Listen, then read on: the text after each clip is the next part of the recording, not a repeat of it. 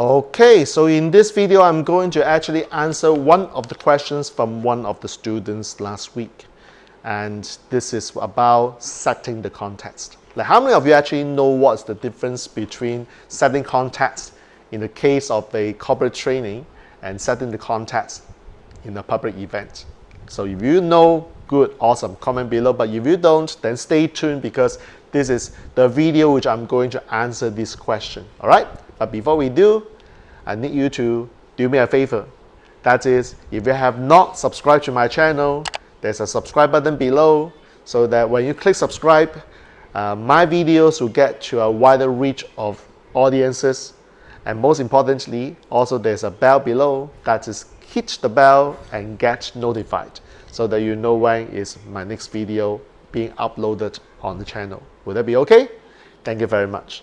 All right, so now is the moment of the truth called setting the context.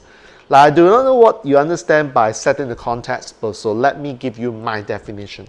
So in all trainings, if you just start with giving information right away, it's going to be chaotic and disastrous. Why? Because I believe that the context you set for the whole day, let's say your training is one whole day, the way you set the context becomes so critical, and you've got to do it right from the start.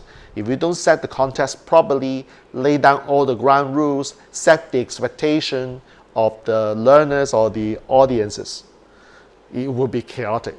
Like, how many of you have seen trainers who start, okay, good morning everybody, let's start. Every trainer who is properly trained or have been subject to a certain form of proper training will know the importance of context. So the context could well be a few things. Number one, what are the rules that are applicable in this training? So for example, we have breaks, and the breaks will be at this time, when where is the lunch break?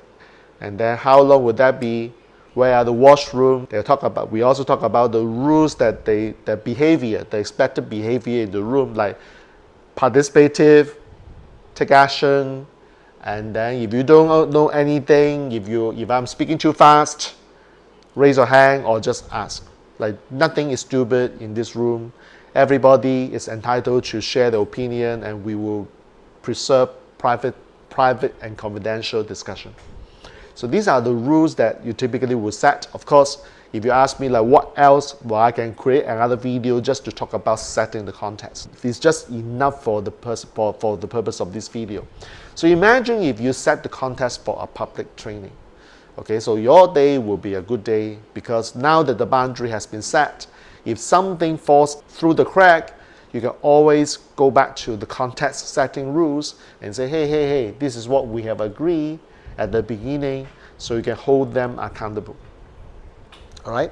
Some trainings, I believe, if you have come across like Kiyosaki's training, for example, like people who are late, when the break is over, people are late in coming back. Kiyosaki actually will impose a fine. Depends on where you do the training. It could be $20, $50, and you are not going to dispute with him. You will get killed. Not physically, of course, but mentally and spiritually. Because Kiyosaki is a person who actually abides by the rules, and there's no nonsense on this. So the question is that, what if you are doing something similar? Like I do run some other trainings, where because I want to train them to be disciplined, to have good habit, and show up on time. So because of that, there are reasons why I want the participants to come back on time. When the break is over, come back and sit on the chair. If they are not, then there will be a fine.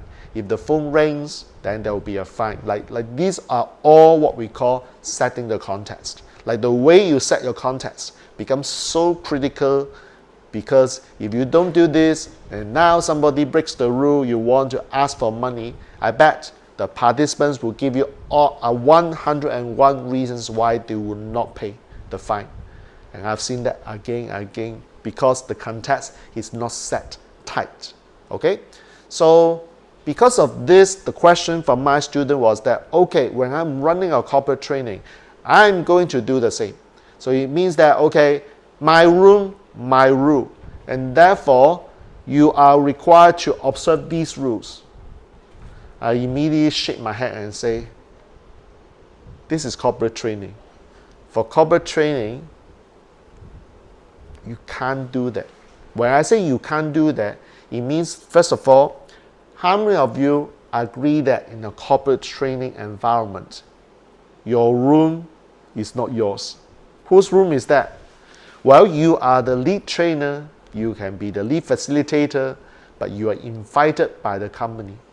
So the boss, the decision maker at the back or somehow in the company asks you to come in to do the training. So to a certain extent, in my culture, I don't think that you can say it is your room and therefore your rules. So I like to talk about something in a bit different. Yes, you will still set the context. Does it mean that you don't set any context in the case of a corporate training? The answer is no, but this is the key. You are not giving them the rules. Like public training, because they pay to come, they are motivated, you can throw them the rules and bind them for the whole day. But for corporate training, you got to be a little bit street smart or higher EQ. What I would say is that, well, how many of you been to any companies where if there's no rules, people will behave differently? And as a result, you and I will have chaos in the room. How many of you believe this will happen? Okay, so now all you're doing is that you give them some frame question.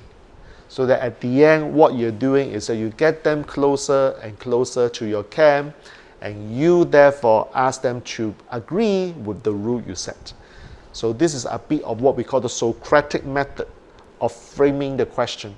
You got to give them the reasons and the experience for them to respond in the way you want them to respond. So this is also the science of asking the good quality questions. So imagine, I know that some of you are not motivated to be here. In fact, how many of you are still thinking of your work right now? Raise your hand. I understand that. How many of you at this point in time can't go back to your room, can't go back to your desk and do the work? Yes? So, since you will be here for today, how many of you expect to sit here focusing on your work, but you can't because you are here? You want to learn something, but you can't because you are bothered by the work. Yeah, how many of you have this dilemma? Yeah, I understand. Thank you. Thank you for being honest. So all I want you to do is that, would that be okay just to put aside this busy mindset for a couple of hours? Because you might as well sit here and learn something. And when your boss asks you, what have you learned? At least you can say something intelligently.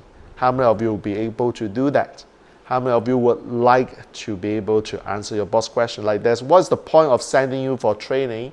But if you are not here learning anything, it is a waste of your time. It's also a waste of the company's money. How many of you agree?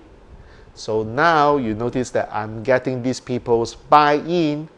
So coming back to this, in order for everybody here to enjoy themselves, to fully learn what I'm going to share, it is important that we agree certain rules that need to be set. Or else, remember I said, if you and I behave differently, this place will become chaotic. So is that okay if we agree, set some of the rules? Would that be okay? When they say yes, now you get them. So yes, it's a bit long-winded to get them to say yes, but you notice that for public event, you can be I call it the LKY approach. Like if you're from Singapore, our founding father Lee Kuan Yew is an autocratic leader. I mean, everybody knows that because he said that these are my rules. You are in my country, these are my rules. But imagine if you are in a corporate training environment and you are displaying autocratic leadership style. I can't even imagine what will happen. So I will be turning from autocratic leadership style, which I can, to a Socratic leadership style, which means that I'm inviting them to follow my direction and guidance. So this is how I answer my mentee's question, setting a context in the form of a corporate training is important. However, the way the context is set has to be inviting, have to give them the reason to buy in or accepting your idea. You can't just throw the rules to them and say, you guys have to observe my rule because it's my room, my rules, my room must be observed. He can't do that. And you know what, if you do that, your evaluation form at the end, like all corporate trainings at the end, you got to ask your participants, your learners to fill up the evaluation form. If the evaluation on the evaluation form, you just see one person saying that, wow, this guy is a disaster, don't ask him to come back. Like, you are gone. You will not be coming back to the training anymore. Like in my last video, I talked about the only way for you to have more trainings from the company is to have this lateral integration. In other words, you do well in working with one department, the decision maker agrees that you would do the same training to another department. So that's what we call the lateral integration. The last video I talked about that. But if you are not doing a good job and people were offended, guess what? That's the only one time you will show up in this company, and that's the end. And you will need to find another rabbit. Does that make sense? Comment below. All right, so I hope that this answers my mentee's question about how you set context in the case of a corporate training. All right, so hope you enjoyed this video. If you do have any questions about speaking, training, and facilitation, well, comment below, because I may consider answering these questions in the form of future videos. My name is Jack Wong. I hope our path crosses in another video in future. Meanwhile, I'm signing off now. All good wishes.